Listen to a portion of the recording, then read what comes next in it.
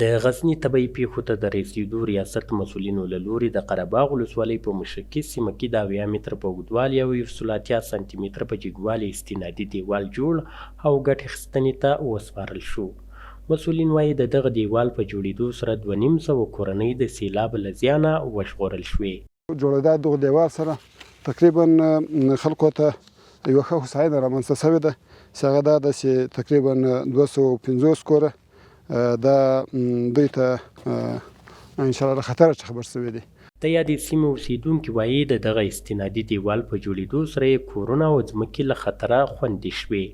د دیوال په ذریعه باندې بنده شوه، که دغه سیلاب چې به راغی ډېر تاوانونه دغه کورو ته او کلیو ته رسول، نو په یوه اساس باندې دا دیوال ډېره ګټه وکړه موږ ته.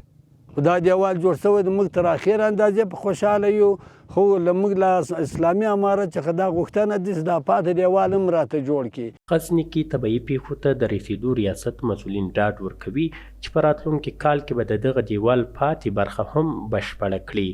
زیاتوي په یو شمېر نورو سیمو کې هم د دا ډول بنسټیزو پروژو تخنیکي سروې روانې دي ترڅو خلک له طبیعي پیښو خوندي پاتې شي.